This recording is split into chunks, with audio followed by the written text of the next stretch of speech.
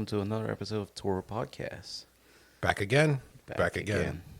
After an insane workout, That was insane. Jose got a sled, which equaled us taking all this weight outside and pulling it up and down his super long driveway, which kind of made me feel a little bit like Rocky. We were talking about this downstairs. I feel like you're going to have a pet chicken that we chase around as a workout to catch. That's true Roger Run in fashion. the snow. True Roger fashion. He takes everything to 100%.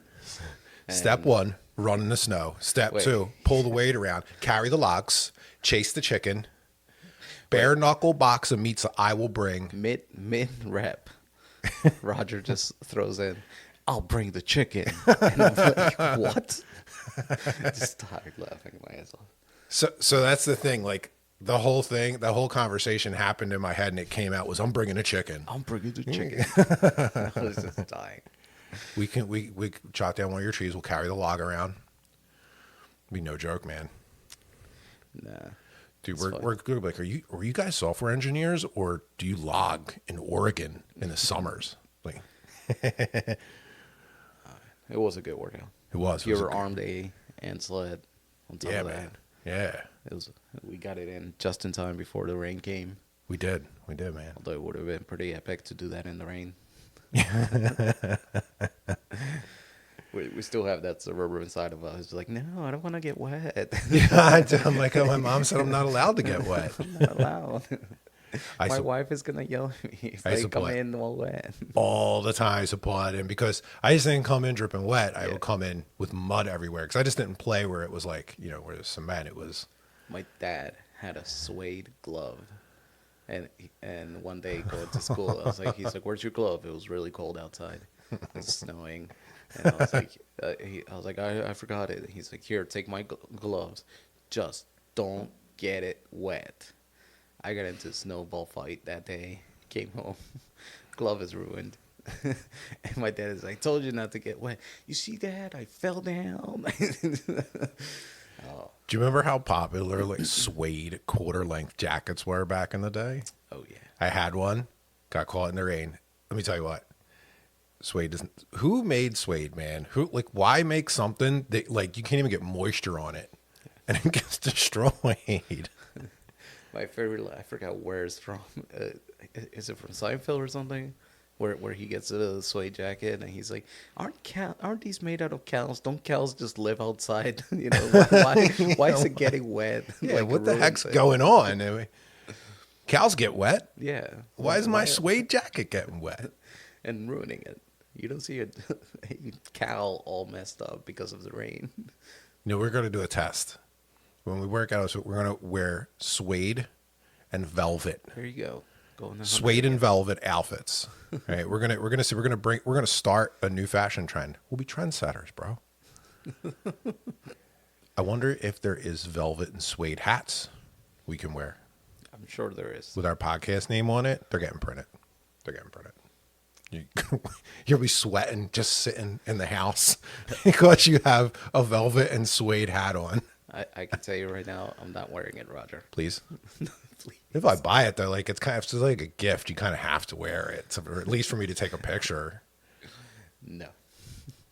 I know Piero will wear it when he's back on with us. He'll be like, "Yeah, dude, I'll wear it. I got you." I'm down. Exactly. I'm down. Yeah, you better know. watch what I wish for because he might come back with something equally crazy that I have to wear. Oh yeah. Like when I was forced into, wearing lamb chops into work. Because I, was pulling jokes on him. So he was like, if you want your keyboard and fancy mouse back, you're going to have to wear lamb chops into work. And I loved my beard. I did not want to shave my beard, but I did. And he was like, you're serious. The game will never end. And I was like, the game will never end. That was a great time. So what do we got this? So I guess since we created our official El Toro Brainstormer ChatGPT thread, I've been asking it some crazy questions. And the one kind of cool thing was like failed bizarre inventions. So I was reading through a few of these, and I don't have too much historical context, but check this one out, right? All right. The solar powered flashlight. Let that sink in. Solar flashlight.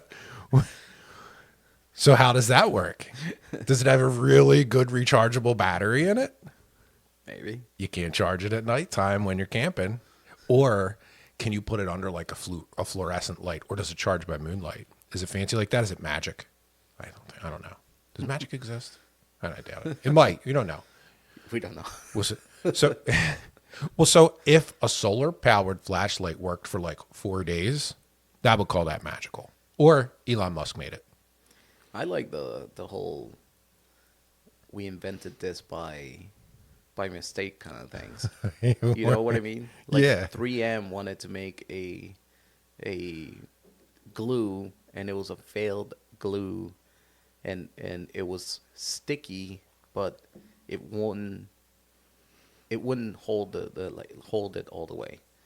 But they noticed that if they put it on paper and they can stick it out and re-stick it again, and the glue would just hold, and that's where stickies came from.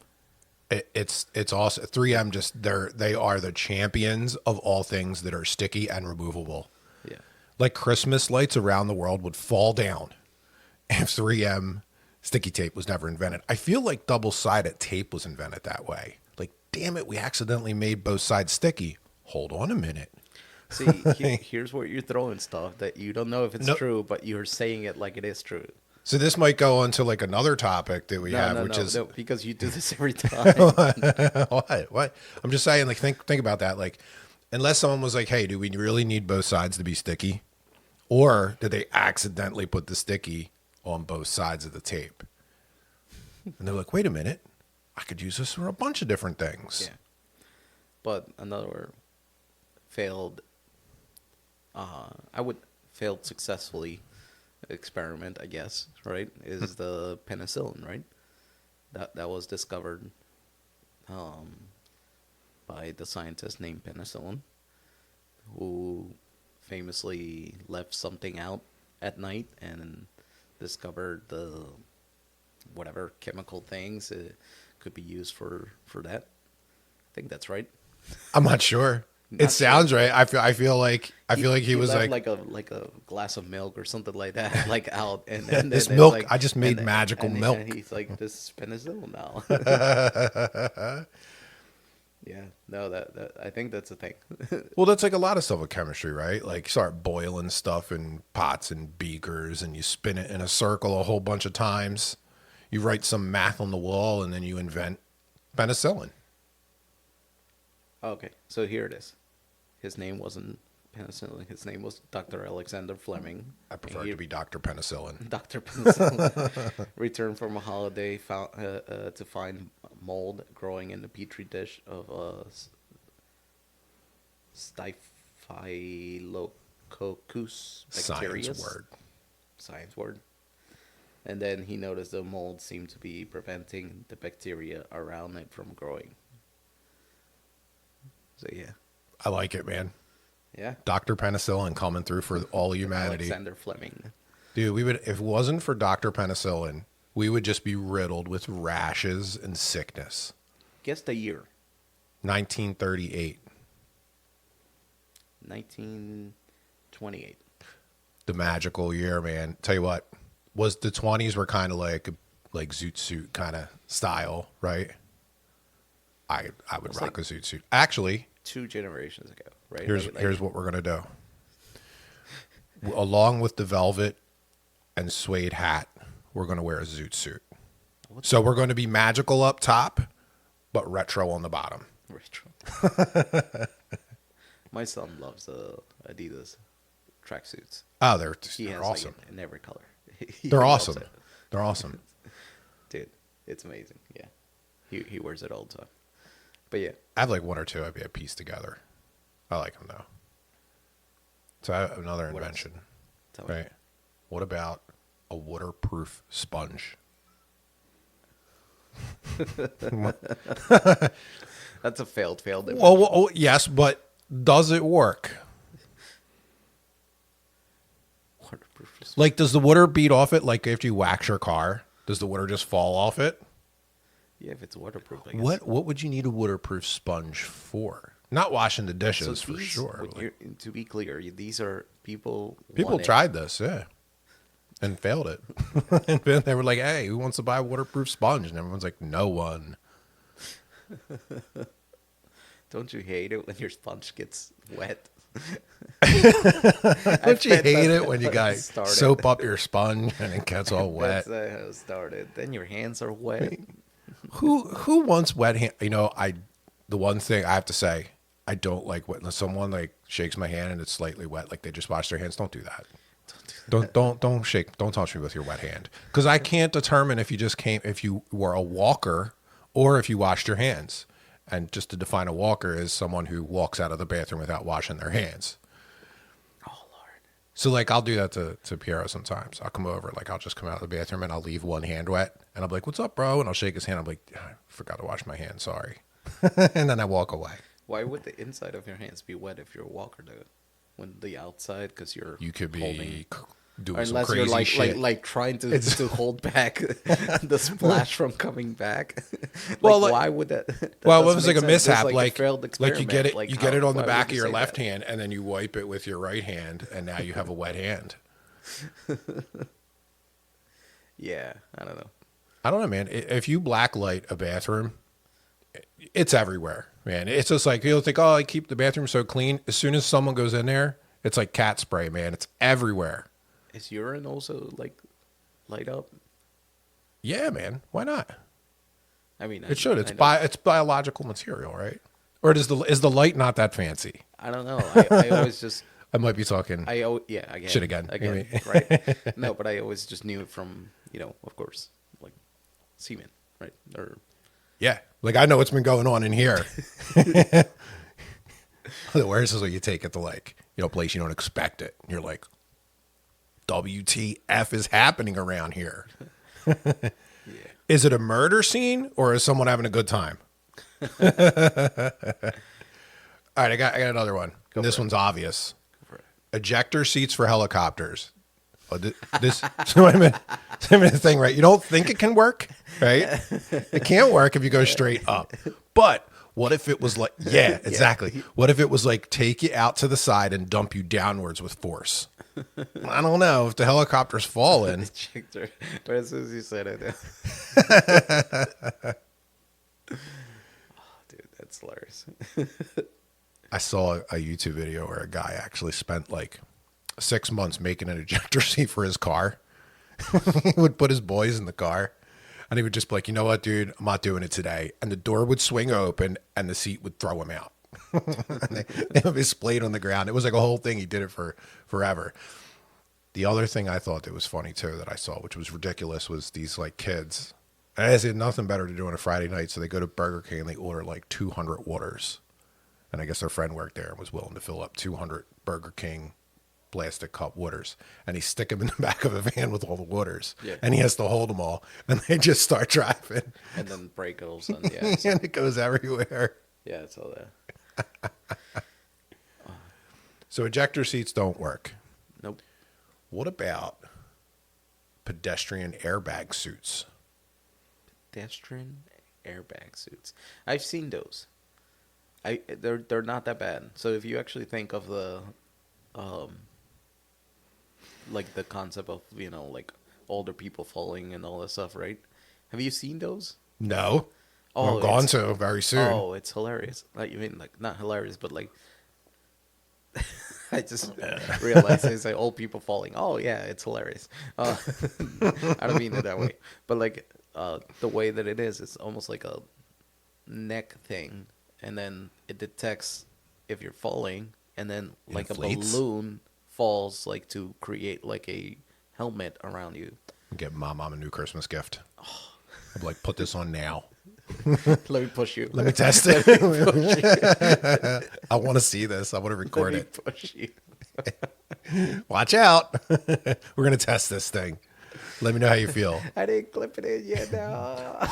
I have like this comical, like, like in my mind's eye, this scene of like this bubble inflating around It my mom's is. head. Dude, it is. It's hilarious. But it's. I mean, the application, I guess, if you have somebody who's prone and lives alone, I guess that's a good thing, Yo, right? you should wear one to jujitsu. And just be like, you could be like, I'll take on anyone here and then inflate it. Like, no one can hurt me now. I have an airbag suit on. Ankle locks. Yeah, no, it doesn't work that way. It does. Yeah, I know it doesn't work that way.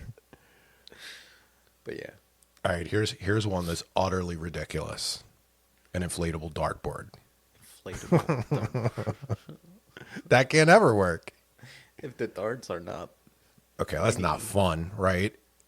because you've seen those Velcro darts, Yeah, but and they're not fun. no, they don't work and it doesn't stick. It's just that whole Velcro thing just is me.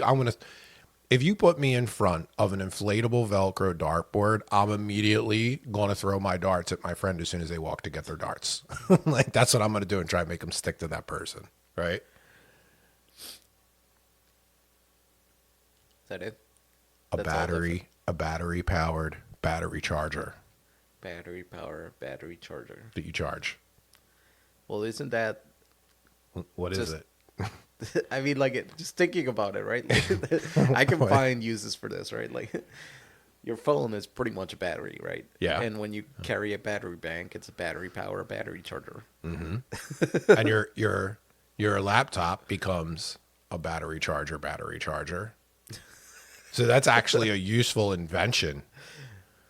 Yeah, I mean that's pretty much what that is. Okay. You know, That's a useful one. Okay. All right, here's just a very helpful one. go for it. Glow in the dark sunglasses. Got it. You can't ever lose them once you take them off at nighttime. I mean, how else do you find your sunglasses in They're a not- rave when you go? In a rave. Oh, it's only if you're going to a rave. Yeah. That's probably where they were Let me invented tell and you, are sold. Speaking of sunglasses, let me tell you a funny story that Yeah? I just heard this week. So there's all the guys went to worlds, like jiu-jitsu, no-gi worlds, right? Mm-hmm. One of them is in the bathroom, has his sunglasses propping on the top of where the toilet paper is, and he goes to pull the toilet paper, sunglasses falls right in between his leg into the toilet. Mm-hmm. He gets up quick to try to grab it and save it, and the automatic flusher just flushes down his sunglasses down the drain. Shout out Matty B. Those sunglasses are goners They're now. gone. I would argue that as soon as they touch the water, the They're shit gone, water, they're right? gone. Yeah, you can't get those clean enough, I right? love it how he's like, I get up quick to the automatic flush. Trying to beat the automatic flush is the alpha family. Oh Lord. It's like Hilarious. I feel like if you want to train to be able to pick your sunglasses out of the toilet before the automatic flush goes off, you have to go to a pond and catch fish with your hand. It's like that. It's kind of like training to be like lasso fishing, right? I mean, I can think of if I were in that position and I had to get it, whatever it is, right? And I knew the automatic flash was there, I would probably just turn around, block the sensor with my hand, get up, get it with the other hand. I can see you I mean, pinging me. this is- right? okay, Raj, let's- come over wait, here. wait, Bring a wait, piece wait, of wait, cardboard wait, tape, 3M tape, cardboard. Wait. Let's talk about this because I just found like a very, very logical, like straightforward way of doing things. You have like this labyrinth, build it, way, man. like way of doing stuff, right? Last week after the podcast, we were talking about if you can get up with no hands. No, that was fun. It tells how old you are and how much longer you have to live. Surprised I'm still alive. Right? I'm surprised too. And first thing you said, I would use my forehead. And I'm like, what? And he said, I would use my forehead. This man literally used his forehead. Yeah, I did. He went belly down and used his forehead to tripod up and then get up. And he's like, how would you do it? And I literally tucked my leg under my knees and got up. Like that easy. Like I was thinking leverage, I got my head's there and not really using it at the moment. oh my god, that's hilarious. It's funny the way your brain works and the way Someone was saying that to me last week, right? So I was in a meeting and there was an icebreaker at the beginning, which is always a lot of fun if it's well done. And this one was well done. So we had a choice between would you rather be trapped in an elevator or trapped on a ski lift? And immediately my mind thought ski lift, because if I'm trapped in an elevator with all the mirrors and it falls, I get to watch all the abject terror facial expressions run across my face as I die for the next 1 minute. And I would rather just quickly plummet to my death and hit the snow, which I have a chance of surviving because everybody knows if there's enough snow, it's like jumping into a big pillow, right? yeah, Like it doesn't hurt. That's not the case. I've seen guys jump off the ski lift Yeah. and they go to ski down the hill. With like a a big- paramedic. No, I used to ski with my dad. And I used to saw guys just be like, "Yo, we're out of here, bro," and they would just jump off that ski lift. Yeah. No. It was like a 15-foot Stupid. fall. They would still do it, but Yeah, stupid. But well, yeah, if I jump off it now, I'd definitely break my legs. But you're a 40-something-year-old man. You're I'm not jumping off this. I'm not going skiing. you're not period. doing that. I don't know. I might go skiing. Let's go skiing. Want to go skiing? Not really. Why not? Do you know how to ski? Do you ever ski? Yeah. Let's do it, dude. You know how to ski. Let's go skiing. It's just not my thing. Competitive snow tubing. Let's join a league. Is that a thing? It is now. We don't even need to pay money to go to a hill to do that. We can just start the club and find some hill, and we can build out our snow tubes. All we need, we go to Walmart, buy a $10 That's tube. like so in the Philadelphia area, there's a radio station called Preston and Steve. Yeah. Well, I'm telling you, audience, man, not just you. So Preston and Steve every year has this thing called Cardboard Classic. Mm-hmm. Have you heard of that? Yes, I have. Yeah, So I people remember. build this elaborate, like, cardboard, sled, and they go down the tubing route, and best design, fastest. They have like winners for everything. Mm-hmm. So that's kind of like the competitive snow tubing. But why not do it? Like, kids will love it. Like, you decorate your tube. You can put weaponry on it. Like, non-lethal weaponry. Inflatable weaponry. Is that a Inflatable. thing? Did I just invent a new weapon class? Inflatable weaponry. Is there any inflatable weaponry? I think there is. Put some deadly gas in there. No. So you know how NASA sends like satellites to like Mars and they put them in a big bunch of balloons and they drop them and the balloon bounces, and then as soon as the satellite comes or the rover comes to rest, it just deflates all the balloons and then out rolls the robot. It could be an inflatable weapon, right? If you put a machine gun on the rover, it's now an inflatable weapon. I guess. Yeah. I feel like I want to test how this. we got here. Your brain works in magical ways. So I feel like we have an opportunity to go to Five Below, buy a bunch of those like cheap, just like kickballs, Yeah. put something inside of it, tie it with a bunch of ropes and throw it off your roof and see if it gets damaged. I mean, I'm sure that's how NASA started with it. They were like, hey, scientists, can you go to Five Below and get all the balls and we can see if like this thing survives from this fall? Have you ever done the drop the egg test in high school, I think so. I think we did the drop the egg test. where you have to drop an egg and you have to use, I think it's like paper, toothpicks, or something. Yeah. What else? I don't know, plastic, whatever. But you drop the egg off the roof of the school, and if it survives, you get an A in the assignment, right? It's really cool. Sometimes like I would like to recreate some of those high school experiments that we did. It's really They're awesome ones. I remember one in physics class was real simple. We had a great physics teacher in high school. And in Frankfurt High School, no one cared about science or physics, right? But I was in the class with a bunch of the wrestling team. Half the wrestling team was in the class. Some of the football team was in there. And the reason being was because the teacher was also the assistant football coach, and he was just good. He could keep your attention, right? He was teaching us physics, Yeah. and he was teaching us about aerodynamics and gravity, right? And what the differences are between like outer space and what happens on Earth. And his example was this. He had a bunch of like dollar bills, and he would hold the dollar bill up in the air. He would invite a student to come up, and he would say, put your hand around, put your thumb and forefinger, and I'm going to drop the bill. I'm going to drop it through your thumb and forefinger. Try to grab it. If you grab it, you can keep it.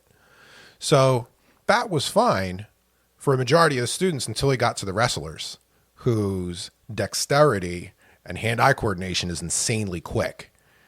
So long story short, He was out. the teacher lost about $20 when he got to because he couldn't believe that they could catch it every time, because they would wrestle for 2 hours a day. And part of it was hand-eye coordination, like moving your hands extremely quick to get a position, right? So he was like, he was cool about it. And the wrestling team was like, yo, we need lunch money for tomorrow. Can we learn this again? Yeah, that was That's cool. he was a great teacher. Speaking of it, great teachers are worth their weight in gold, and they should be paid They should. at least triple what they pay. I wouldn't know anything about math and physics if I didn't have really good instructors in the city, in a school that isn't fun. Like textbooks were not hard to come by, but they were, people cared about it. Yeah. Let's not update that textbook. Yeah, I had like one or two. That's it. When I lived in Philly. I had a couple that were, so in elementary school, I had a few, but high school, I definitely had at least three or four that were really good. So in Frankfurt, I played volleyball, and I was in this club. It was called the 13 Club, and it was basically 13 students who had good grades and also played on a sport, got in there, and you were like voted in. And it was kind of cool because the math teacher, he would like help the seniors that were leaving would vote another 13 juniors in. And when you got there, they would every like month, you would have someone speak at your dinner. You would go to dinner at someone's house or out to dinner that someone paid for.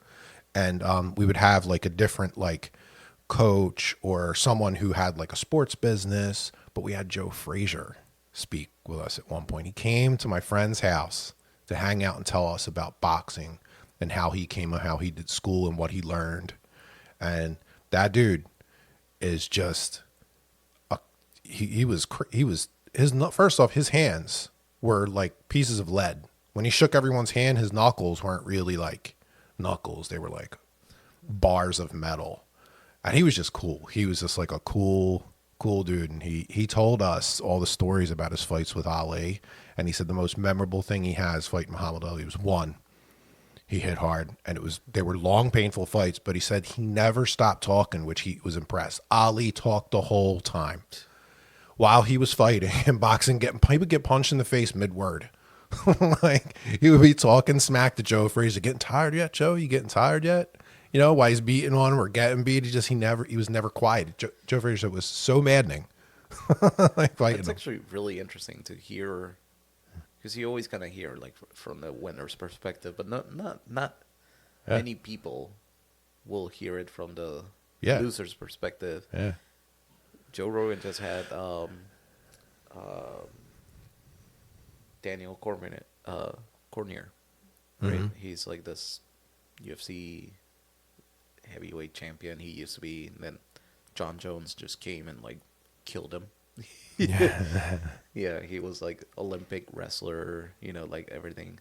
And he was talking about fighting John Jones in the podcast. And it was really, really interesting to hear it from that perspective. But going back to school and stuff like that, one time school came out and was like, you kids know, like Snoop Dogg? And we're all like, what? Yeah. It was like assembly, right? Like, it's like, we got the guy who invented the, or they, I don't think they said Snoop Dogg. I think they said like, we got the guy who invented the whole like the way that Snoop Dogg talks. The God, I'm drawing a blank now. The Snoop slang? Yeah, Right. like Bow wow wow. yeah, Yippee yo yippee yeah. He like that's his. That's just his yeah, lyrics. just He's like good. the way he, and apparently there was a guy who invented that way of speaking, and Snoop Dogg just bought the rights of it or something No like way, that. really. So I didn't know that. I don't know if it's true or not, but we got some guy who just came out, some old man who just came Wow. out into assembly and started speaking like that. We were all like, so we're not getting Snoop Dogg? Wait. Snoop's not here. What you're telling me is the guy who made some words up that Snoop uses is here. Yeah, exactly, right? Like, that was hilarious because we all got hyped. We were like, yeah. Oh my God, that's hilarious. There's Just, there's another dude too. I'm gonna look him up real quick.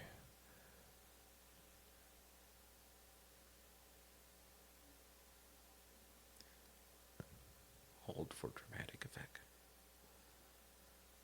What was it? I mean, it was really good.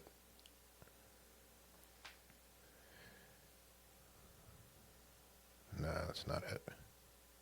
Dynamite. Dolomite. So there was a comedian back in the day. That is a true story, and Eddie Murphy made a whole movie about this guy because he really set off like comedy in movies. Yeah. And Dolomite had this like way of speaking, and it was kind of slang, but it was just smooth and funny, and it was sarcastic and offensive, and it became like a thing.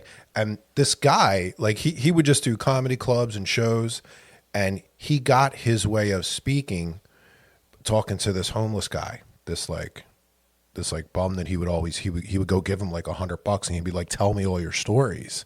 And he just adopted the comedy and the way that the guy spoke. I think I saw that movie. Yeah, it was a really good movie. So it's like, I guess partially true, like who Dolomite was, but this guy took that and he fought to get the movie made, and he became a really popular, like the Dolomite movies. Yeah.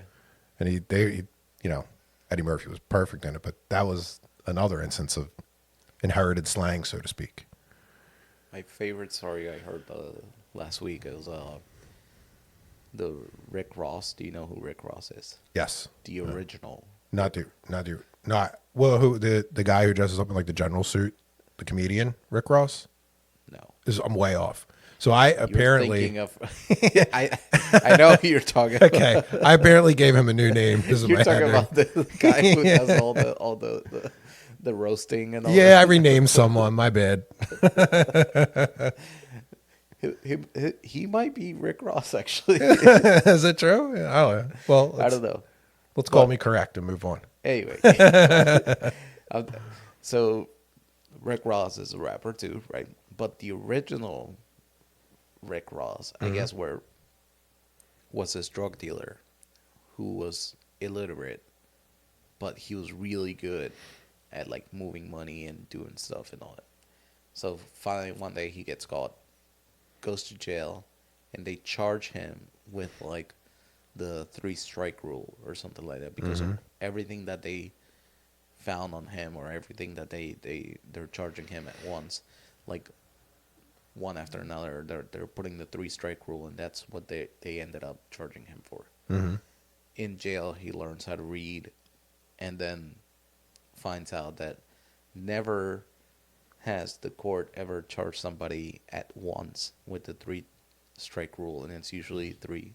So there was no precedence for that, and he gets off and walks away. I heard that story. So he basically was in jail, learned how to be his own lawyer, Yeah, and got himself out of jail. dude, it's hilarious. Like, That's amazing, man. And I don't know if I told this on the podcast or not, but this guy, another guy, I love like court stuff. One is the guy who insured his cigars. Did I ever tell you that? This is an awesome story. I don't know if I told it on the podcast or not, but he insured his cigars for like I don't know how many hundreds of thousands or whatever, right? and proceeded to smoke them and file a claim with his insurance that they all got burned in small controlled fires. The insurance company were like, F you, we're not going to pay it up. And he was like, well, according to the contract, you should, you know. And then they paid him out, but then the insurance company sued him and for arson. Yeah. So he won in small claims court. Yeah. They refused to pay him. He took him to small claims court, won the money, and then they took the suit to state legislature and sued him for arson. And he had to give the money back. No, like more. He spent time in jail. Did he spend time in jail? Yeah. Oh, damn. Oh, that's right. You're For right. like You're right. 27 counts of arson or something. Or whatever, however For smoking many. cigars. Yeah. I love it. Dude, that's hilarious, man. That's insane. Like people are like, I'm smarter than you. I can do Yeah, no this. thanks. Which is cool on its own, but then it's like the karma that comes back at the end. It's like, oh, that's better. I mean, I would never say that I'm on the side of the insurance company, but this time it's like, oh yeah, Yeah. he got what he deserved. You got what it is. You can't be doing that. Yeah, yeah, man. Want to wrap it up here? Yeah.